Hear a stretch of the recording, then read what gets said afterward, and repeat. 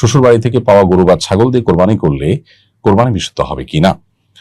এর উত্তর হলো যে শ্বশুর বাড়ি থেকে কোরবানির পশু যদি সামাজিক বাধ্যবাধকতার কারণে দেওয়া হয়, অর্থাৎ শ্বশুরবাড়ির লোকজন নিরুপায়, সিস্টেম এটা যৌতুক হিসাবে বা সামাজিক নিয়ম মানতে গিয়ে তারা দেয়, সন্তুষ্ট চিত্তে নিজেরা গিফট হিসাবে নিজেদের থেকে স্বপ্নদিত হয়ে দেন এবং সিস্টেম আছে, দিতে হয় তাই দিচ্ছেন।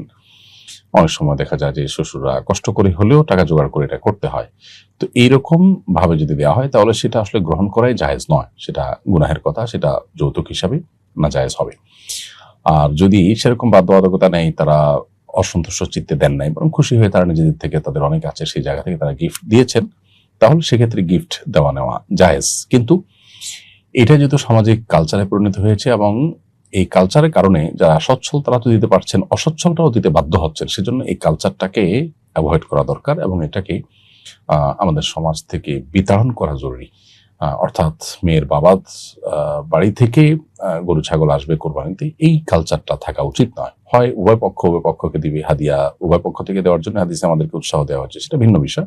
কিন্তু এক পাক্ষিক হাদিয়া, বিশেষ করে মেয়ের বাবা তিনি মেয়ের বাবা হওয়ার কারণে এরকম হাদিয়া দিতে হয়, সেটা কোনো ভালো সংস্কৃতি নয়। এর ফলশ্রুতিতে অন্য মানুষ যারা অসচ্ছল তাদের উপরে এটা প্রেশার তৈরি হয় এবং তারা নিরুপায় হয়ে যান, সামাজিক বাধ্যবাধকতা তৈরি হয়ে যায়।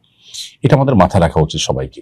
এরপরও যদি পরস্পরকে এরকম কোনো গিফট দেন, তাহলে সেই গিফটের পশু দিয়ে কোরবানি করলে, সন্তুষ্ট চিত্ত দিলে এবং কোনো প্রকার বাধ্যবাধকতার বাইরে থেকে যদি দেওয়া হয় তাহলে এটা জায়েজ আছে এবং এটা দিয়ে কোরবানি দিলে কোরবানি হবে। কিন্তু আবারও বলছি, কালচারটাকে আমাদের অ্যাপ্রিসিয়েট করা উচিত না এবং এটা দূর হওয়া উচিত। অন্য কোনোভাবে হাদিয়া আদান প্রদান, এবং হাদিয়ার ক্ষেত্রে একপাক্ষিক না হয় উভয় পাক্ষিক আদান প্রদান থাকার কালচার হতে পারে, সেটা ভিন্ন বিষয়।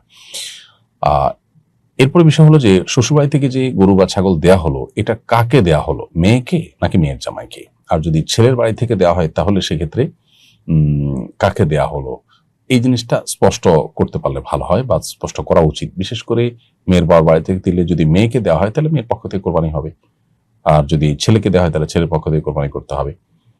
আর যদি আসলে স্পষ্ট করা না থাকে বরং ফ্যামিলিকে দিয়ে দেওয়া হয়, ব্যাপারটা এরকম যে তারা যার পক্ষ থেকে ইচ্ছা তারা করবে, তখন সেটা ফ্যামিলির মানুষজন তারা যেটা ডিসিশন নেবে সেটা।